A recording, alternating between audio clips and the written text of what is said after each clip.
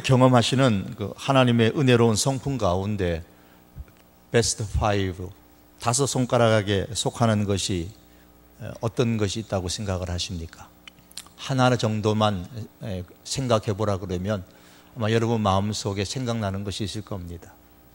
저는 개인적으로 나를 향하신 그 하나님의 그 많은 성품들, 베풀어 주신 그 성품의 은혜들이 있지만 그 가운데 오래 참으심의 그 성품을 대단히 좋아합니다. 5손가락에 꼽으라 그러면 반드시 그 속에 들어가는 하나님의 성품입니다. 오래 참아주셨기 때문에 오늘 이 모양이라도 될 수 있었던 것이라고 저는 확신하고 또 확신하고 또 확신합니다. 제게만 그런 것은 아닌 줄 압니다. 여러분에게도 그러하셨고, 그리고 북이스라엘 백성들을 향하여서도 하나님께서는 정말 오래 참으시고 또 참으셨습니다. 본문 35절에 옛적에 여호와께서 야곱의 자손에게 언약을 세우시고 그랬습니다. 이 말씀처럼 옛적에, 그때가 언제입니까? 이스라엘 백성이 출애굽한 이후 시내산 아래 왔을 그때에 하나님께서 이스라엘 백성과 약속, 즉 언약을 맺으셨습니다. 출애굽기 19장 4절에서 8절에 보면 하나님께서 이스라엘 백성들에게 하나님의 말씀을 잘 듣고 언약을 맺으면서 이 언약을 지키면은 너희를 한마디로 하나님의 보물로 삼을 것이라고 하셨습니다. 사람이 정말 알아듣기 쉬운, 아주 쉬운 말씀으로 그렇게 제안을 하셨습니다. 보물처럼 귀하게 여기시겠다라는 약속입니다. 모세는 이 말씀을 백성들에게 그대로 전했습니다. 그러자 이스라엘 백성들은 한 목소리로 말합니다. 출애굽기 19장 18절에 보면 백성이 일제히 응답하여 이르되 여호와께서 명령하신 대로 우리가 다 행하리이다. 모세는 이 백성의 마음을 하나님께 그대로 전달했습니다. 그러자 하나님께서는 이번에 이제 구체적인 그 약속의 내용, 언약의 내용을 발표하셨습니다. 이것이 그 다음 장인 출애굽기 20장의 내용입니다. 십계명을 비롯한 말씀이죠.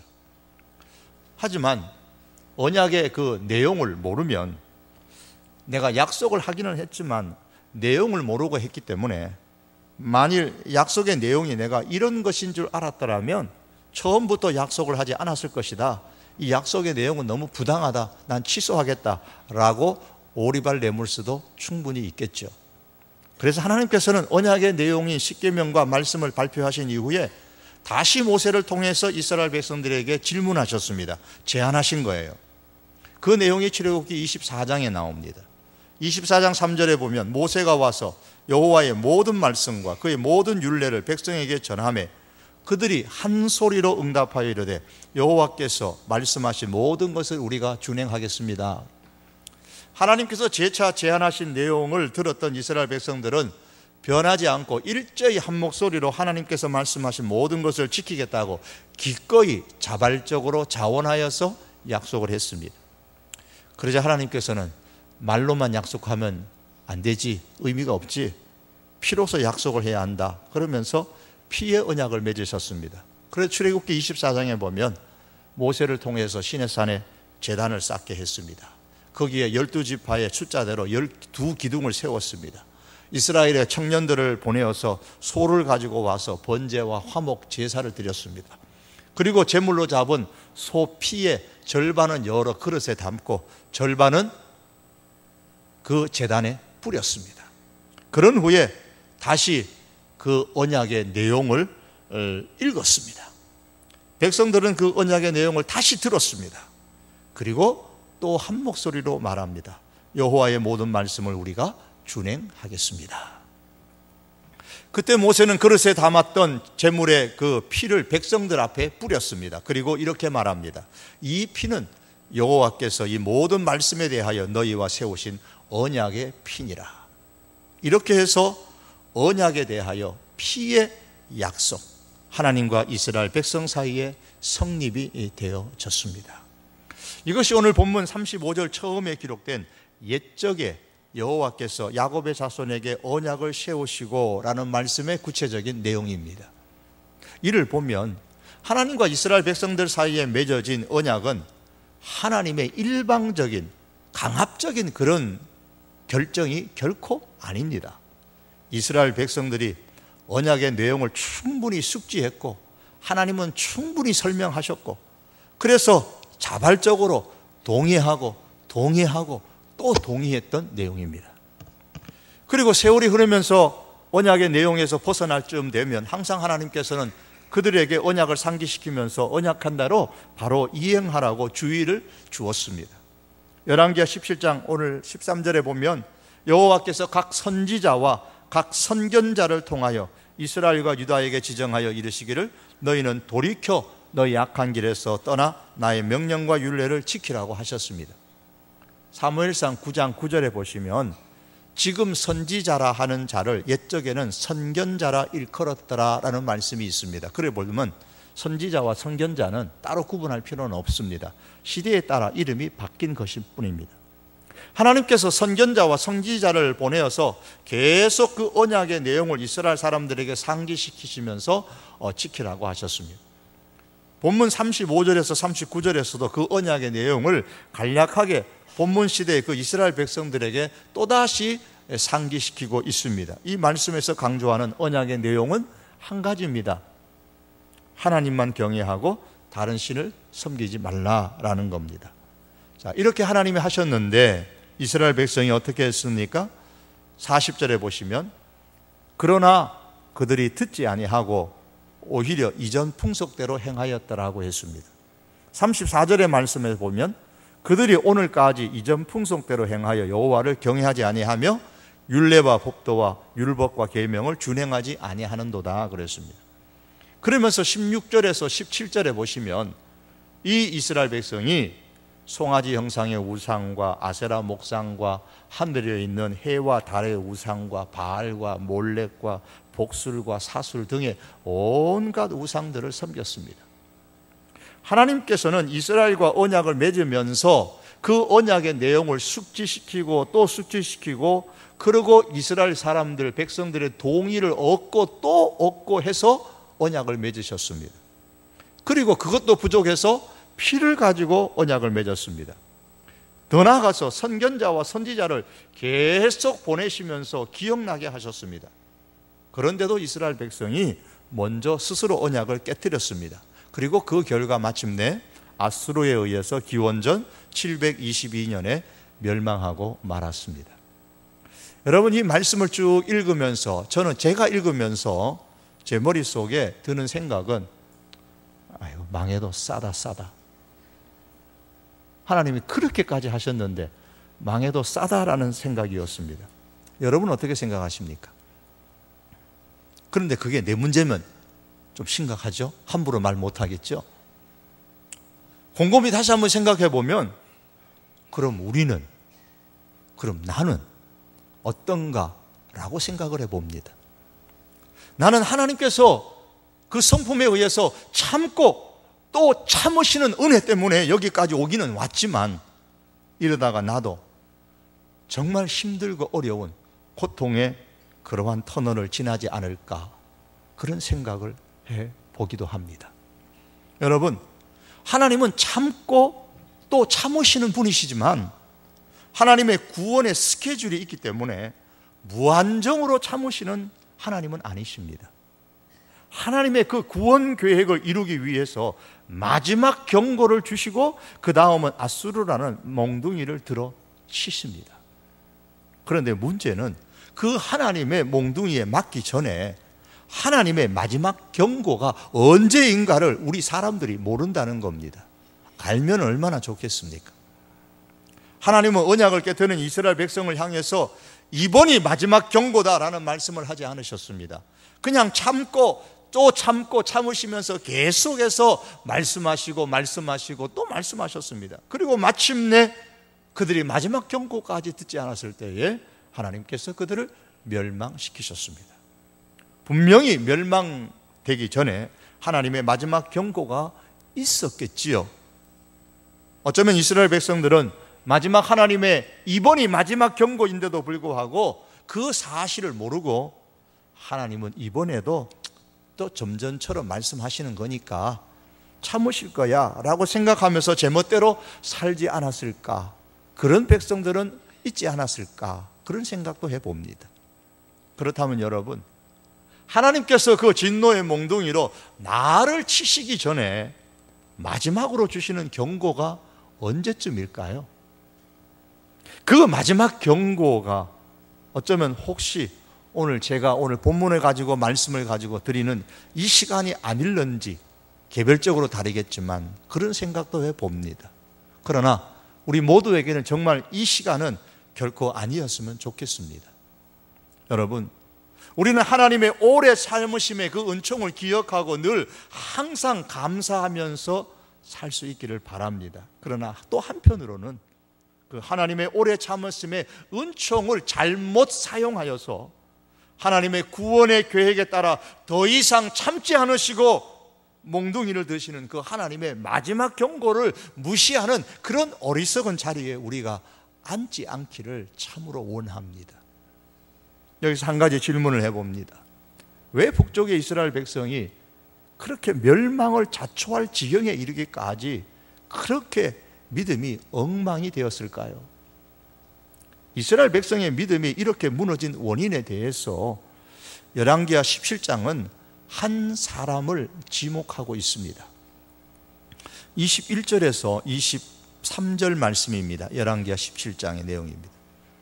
이스라엘을 다윗의 집에서 찢어 나누심에 그들이 느밧의 아들 여로보암을 왕으로 삼았더니 여로보암이 이스라엘을 몰아 여호와를 떠나고 큰 죄를 범하게 하며 이스라엘 자손의 여로보암이 행한 모든 죄를 따라 행하여 거기서 떠나지 아니하므로 여호와께서 그의 종 모든 선지자를 통하여 하신 말씀대로 드디어 이스라엘을 그 앞에서 내쫓으신지라. 이스라엘이 고향에서 아수르에 사로잡혀 가서 오늘까지 이르렀더라. 여기 보면 북쪽 이스라엘 나라의 멸망 사건을 기록하죠. 아수르에 의해서 멸망했습니다. 성경은 약 2000년 전의 사람이었던 이스라엘 백성의 멸망을 기록하면서 이때를 시점으로 200년 전의 사람이었던 한 사람 여로보암을 언급하고 있습니다. 지금부터 200년 전이에요. 이 당시 이스라엘의 멸망 그 시점으로 해서 여로보암은 북쪽 이스라엘 나라를 세웠던 초대 왕이었습니다. 성경은 나라를 세우는 데 있어서 여로보암이 백성들이 죄를 짓는 잘못된 방향으로 가도록 몰았다라고 말씀합니다. 말씀 보니까 여로보암이 이스라엘을 어디로 몰았느냐? 여호와를 떠나고 큰 죄를 범하는 쪽으로 몰았다, 이끌었다 그 말입니다. 하나님을 떠나고 죄를 범하는 잘못된 방향으로 이스라엘 백성들을 이끌어갔습니다. 누가? 여로보암이. 그랬더니 이끌림을 받아서 그 죄를 지었다, 그 죄에서 떠나지 않았다라고 말씀을 합니다. 열왕기하 15장에 보시면 이스라엘이 멸망하기 바로 얼마 전에 있었던 이스라엘의 역대 왕들을 소개를 하고 있습니다. 8절에 보면 열왕기하 15장 8절에 보면 스가랴 왕을 소개를 하는데 느밧의 아들 여로보암의 죄에서 떠나지 아니한지라 그랬습니다. 18절에 보시면 므나헴 왕을 소개하면서 느밧의 아들 여로보암의 죄에서 평생 떠나지 아니하였더라고 했습니다. 24절에는 브가히야 왕을 평가하면서 느밧의 아들 여로보암의 죄에서 떠나지 아니하였더라고 했습니다. 28절에 보면 베가 왕을 소개하면서 느밧의 아들 여로보암의 죄에서 떠나지 아니하였더라 그랬습니다. 이스라엘 왕들의 신앙 됨됨이를 평가함에 있어서 그 기준이 되는 사람이 바로 느밧의 아들인 여로보암, 북이스라엘의 나라의 초대 왕이었습니다. 다시 말하면 북쪽 이스라엘은 왕으로부터 백성에 이르기까지 초대 왕이었던 여로보암의 잘못된 신앙, 여로보암이 이끌었던 잘못된 그 신앙의 방향으로 나아갔고 그 잘못된 신앙의 기반 위에서 출발하고 그 영향이 멸망에까지 지속되어졌다는 말씀입니다. 열왕기상 12장에 보면 여로보암은 북이스라엘 나라를 세우면서 백성들에 대해서 세 가지 신앙 종교 정책을 시행했습니다. 하나는 예루살렘 성전 대신에 베델과 단에다가 금송아지를 각각 만들어 놓고 이게 하나님이다 그러면서 제사하도록 섬기도록 했습니다. 둘째는 산당을 지어놓고 성전까지 갈 필요 없다. 그리고 레위 자손이 아닌 일반 지파의 사람들 가운데서 제사장을 세워서 그 산당에서 제사 드리도록 했습니다. 세 번째는 하나님께서 정한 절기를 마음대로 변경해서 자기 마음대로 한 달 늦추어 가지고 8월 15일로 정하여서 그 절기를 지키도록 했습니다. 이런 여로보암 왕의 종교 정책은 일단 백성들의 입장에서는 굉장히 편리했습니다. 예루살렘까지, 먼 예루살렘까지 내려가지 않고 베델과 단에서 예배를 드릴 수 있게 되었으니까 가까워서 일단 좋았습니다. 하나님의 말씀을 깊이 알지 못하는 일반 사람을 그냥 제사장으로 세웠기 때문에 제사장이 크게 신앙적으로 강조하는 것이 없었기에 일단 또한 좋았습니다. 또한 7월 1일에 월삭과 7월 10일에 대속죄일과 7월 15일에 초막절을 지키려면 6월 말까지 급하게 추수의 모든 것을 마쳐야 되는데 그런 바쁜 철을 피해 가지고 한 달 뒤로 미루어서 8월에 이 신앙 종교 행사를 하게 했기 때문에 어느 정도 여유를 가지고 일할 수 있어서 굉장히 좋았습니다. 그러나 여로보암이 실시한 이러한 종교 정책은 사람의 형편과 환경을 고려하여 그들은 참으로 좋았지만 하나님의 기준을 무시한 정책이었습니다. 이 3대 정책으로 말미암아 여로보암은 백성들의 마음을 환심을 살 수는 있었습니다. 그러나 하나님의 버림을 받게 됩니다.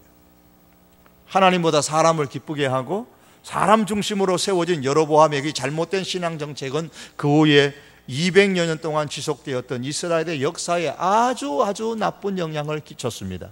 오늘 본문 41절 하반절의 말씀을 보면 그들의 자자손손이 그들의 조상들이 행하던 대로 그들도 오늘까지 행하니라고 했습니다. 나라가 시작될 즈음에 여로보암은 잘못된 신앙을 세웠습니다. 그 후에 이스라엘 백성은 그들이 잘못된 것인지도 그것들이 잘못된 것인지 모르고 그것으로 향하여 계속 걸어갑니다. 답습하여 행합니다. 그런데 잘못된 신앙은 잘못된 그 모양 그대로 다음 세대로 전달되는 게 아닙니다. 정화시키지 않는다면은 물이 아래로 내려가면 내려갈수록 더 많이 오염되어 흘러가는 것처럼 잘못된 신앙은 더 잘못된 신앙으로 변질되어져서 흘러내려가게 됩니다. 여로보암은 단지 금송아지 2개를 만들어서 그걸 하나님이라고 하면서 섬기라고 했지만 그 영향은 시간이 지나감에 따라서 금송아지는 물론이고 16절 17절에 보시면 자신을 기쁘게 하기 위해 가지고 자신들의 편리와 목적을 위해서 아세라 여신, 바알, 하늘의 해와 달, 몰래, 복술, 사술 온갖 우상들을 다 가지고 섬겼습니다. 하나의 작은 잘못된 신앙이 시간의 흐름에 따라서 더 큰 잘못된 신앙으로 변질되어 갔습니다. 그 잘못된 신앙의 범위가 더 넓어졌고 잘못된 신앙의 깊이가 더 깊어졌습니다. 가면 갈수록 태산이었습니다. 그리고 마침내 하나님의 기준을 사용하기보다는 백성들의 기분을 맞추려고 했던 이 여로보암의 잘못된 이 신앙이 이스라엘 멸망이라는 큰 결과를 초래하는 데에 결정적인 영향을 끼치게 되었습니다. 사랑하는 성도 여러분, 만약 오늘날 우리들의 생각과 우리들의 생활에서 사람의 마음을 흡족하게 하려다가 하나님의 기준을 무시해 버린다면 이것은 잘못된 신앙으로 우리가 나아가는 것입니다. 물론 우리는 사람들의 마음을 흡족하게 해주기 위해서 다방면에서 노력을 해야 됩니다. 배우자의 마음을, 부모님의 마음을, 자녀의 마음을, 때로는 친구와 때로는 백성들의 마음을, 또한 지도자의 마음을, 내 주변의 사람들의 마음을 기쁘게 해주는 그런 행동, 어떻게 하면 기쁘게 해줄 수 있을까 우리가 고민해야 되고 생각해야 되고 행동해야 합니다. 그러나 이것이 지나쳐서 사람의 마음을 기쁘게 하려다가 하나님의 기준을 깨트리지 않도록 조심해야 합니다. 부모님을 섬기는 것도 그래서 성경은 주 안에서 섬기라고 했고, 자녀를 양육하는 것도 세상의 가치와 기준이 아니라 주님의 교훈과 훈계로 하라고 하셨습니다. 예수님께서는 하나님보다 사람을 더 기쁘게 하는 것에 대해서 이렇게 경계하셨습니다. 몸은 죽여도 영혼은 능히 죽이지 못하는 자들을 두려워하지 말고 오직 몸과 영혼을 능히 지옥에 멸하실 수 있는 이를 두려워하라고 했습니다. 저 사람의 마음에 들지 않으면 어떨까? 저 상사의 마음에, 저 선배의 마음에 들지 않으면 어떡하지? 내가 인사 고과에 영향을 받지 않을까? 뭐 등등으로 고민하고, 그렇게 사람을 두려워한 나머지 그 사람의 마음을 만족시키려고 하다가 하나님의 기준을 깨트리는 자리에 이르지 않도록 늘 우리 자신들을 살펴볼 수 있기를 원합니다. 이 북이스라엘 나라가 결국 아수르 나라에 멸망을 당했는데 어떤 일이 벌어졌을까요? 먼저 왕으로부터 백성에 이르기까지 많은 사람들이 아수르를 비롯하여 주변의 다른 여러 지역으로 흩어져 붙들려 갔습니다. 그뿐만이 아닙니다. 아수르 왕의 정책으로 말미암아 많은 아수르를 비롯한 주변 나라의 사람들이, 이방의 사람들이 이스라엘 땅으로 유입되어 들어와서 정착하고 살게 되었습니다. 24절의 말씀입니다.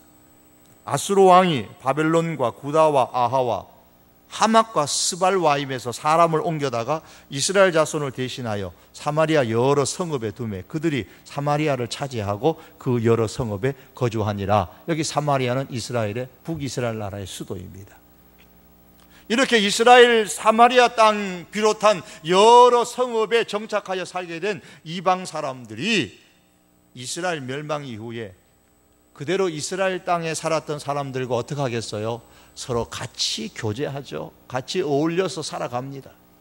그러다가 결혼하게 되고, 그래서 태어난 후손이 사마리아인이라고 부르는 사람들입니다. 아수르 왕은 정책적으로 이스라엘 땅에 들어온 사람들이 하나님을 섬길 수 있도록, 하나님은 이스라엘 지역의 하나님이라고 아수르 왕이 생각을 하고 하나님을 섬길 수 있도록 제사장을 보내가지고 하나님에 대해서 가르치도록 했습니다. 그래서 이방에서 온 사람들도 하나님 섬기는 것을, 하나님 경외하는 것을 배웠습니다. 그렇게만 했으면 얼마나 좋겠습니까? 그런데 29절에서 31절의 말씀을 보겠습니다. 그러나 각 민족이 각기 자기의 신상들을 만들어 사마리아 사람이 지은 여러 산당들에 두되 각 민족이 자기들이 거주한 성읍에서 그렇게 하여 바벨론 사람들은 숫곳 부곳을 만들고 굿 사람들은 네르가를 만들었고 하맛 사람들은 아시마를 만들었고 아와 사람들은 나파스와 다르닥을 만들고 스발와임 사람들은 그 자녀를 불살라 그들의 신 아드람멜렉과 아남멜렉에게 드렸다 그랬습니다. 이스라엘 땅이 완전히 우상신들의 전시장이 되고 말았습니다. 이 이스라엘 땅에 들어왔던 이방에서 살던 사람들이 자기 고국에서 섬겼던 각종의 그 신들을 가지고 이스라엘 땅에 들어왔습니다. 하나님 경외하는 거 배워도 소용없습니다. 배우는 것으로 그냥 끝나버렸습니다.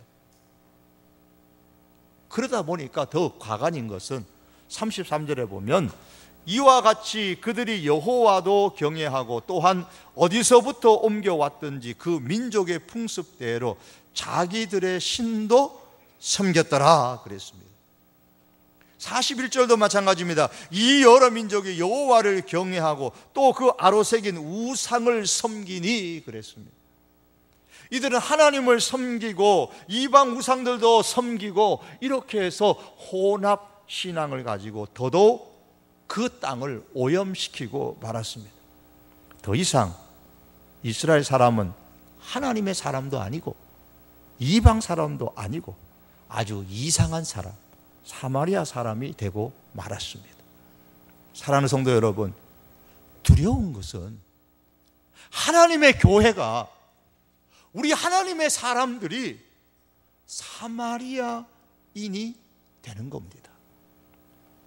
세상 사람들이 볼 때는 세상도 아닌 것이, 하나님이 보실 때는 교회도 아닌 것이, 새로운 괴물이 이 땅에 등장하는 것이 가장 두려운 것입니다.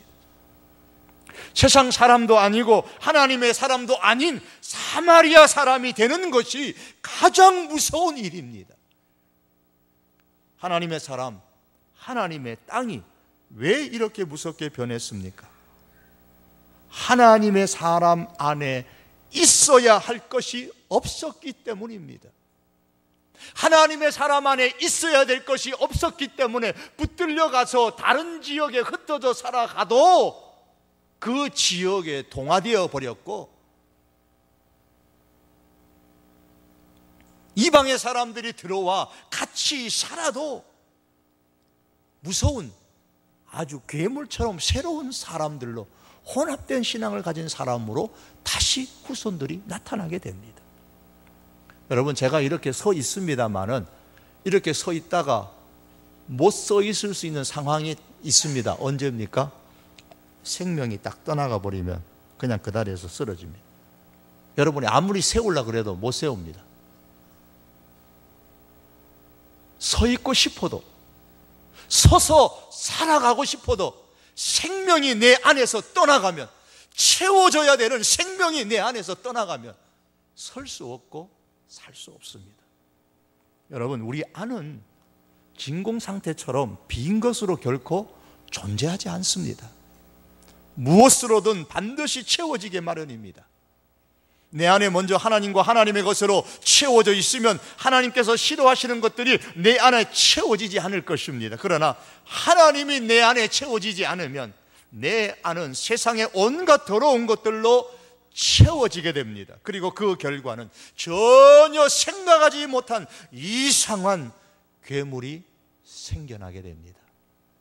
내 안에, 교회 안에 하나님과 하나님을 향한 바른 신앙이 채워지지 않으면 세상으로부터 흘러 들어오는 세상의 온갖 것들, 그들의 사상과 문화와 가치관들로 인해서 교회는 오히려 흉물스러운 괴물로 변하고 말 것입니다. 그러므로 사랑하는 성도 여러분, 내 마음을 비워야죠. 그러나 비우는 것보다도 채우는 것이 중요합니다. 우리 안에, 내 안에, 우리 교회 안에 세상의 것들이 아니라 먼저 하나님이 가득하고 순수한 우리의 신앙이 가득 채워질 수 있도록 그렇게 힘쓰는 하나님의 사람으로 이번 한 주간도 힘있게 살아갈 수 있는 저와 여러분이 될 수 있기를 원합니다. 이 말씀을 맺겠습니다. 여러분, 하나님은 참 오래오래 참으시는 분이십니다. 하지만 그 하나님의 오래 참으심은 무한정은 결코 아닙니다. 하나님의 구원 계획이 있기에 하나님의 구원 계획에 따라서 마지막 경고를 하시고 망하게 하시는, 심히 고통스럽게 만드는 그와 같은 날들이 있습니다. 그 마지막 경고가 나에게 오기 전에 우리의 마음이 온전히 하나님을 향할 수 있기를 바랍니다. 우리 주변의 사람들은 우리의 삶의 여러 면에서 영향을 줄 수 있습니다. 그래서 우리는 주변의 사람들을 의식하지 않을 수가 없습니다. 하지만 하나님은 우리의 현재의 삶뿐만 아니라 영원한 삶에 이르기까지 우리에게 영향을 끼치시는 분이십니다. 그러므로 사람을 의식하기보다 먼저 하나님을 의식하며 그 하나님의 기준으로 우리의 삶을 돌아보면서 살아가십시다. 비우는 것 중요합니다. 그러나 채우는 것은 더더욱 중요합니다. 신앙생활을 통해 이전부터 내 안에 가득 차 있었던 세상의 것들을 비우는 과정이 있어야 됩니다. 그러나 그것으로 끝나고 더 이상 채우지 아니하면, 하나님의 것으로 채우지 아니하고 비운 채로 두면 더 악한 사단의 역사가 우리 속에서 일어나 더 혼란스러운 생애가 되고 맙니다. 반드시 비운 후에는 그 상태 그대로 두지 마시고 하나님과 하나님의 것들로 가득 채우며 살아갈 수 있는 우리 믿음의 식구들 되기를 주님의 이름으로 축복합니다. 기도하시겠습니다. 하나님, 오래 참으신 하나님 정말 감사합니다. 그 하나님의 오래 참으심에 늘 기억하고 감사하며 참으실 때에 우리에게 기회인 줄 알고 전심으로 돌이켜 하나님을 경외하는 그런 믿음의 사람들 되게 해 주시옵소서. 주님, 사람을 기쁘게 하는 것 소중한 일이지만 사람을 기쁘게 하다가 하나님의 기준을 무너뜨리고 잃어버리는 어리석은 자리에 우리가 앉지 않도록 늘 우리 자신을 살피고 또 살필 수 있게 해 주시기를 원합니다. 사랑하는 주님, 간절히 원합니다. 세상의 것들을 비우고 그 속에 하나님과 하나님의 것들로 하나님을 향한 바른 신앙을 잘 채워서 하나님 중심의 신앙으로 승리하며 살아갈 수 있는 우리 모든 믿음의 식구들 다 되게 해 주시옵소서. 예수님의 이름으로 기도드립니다. 아멘.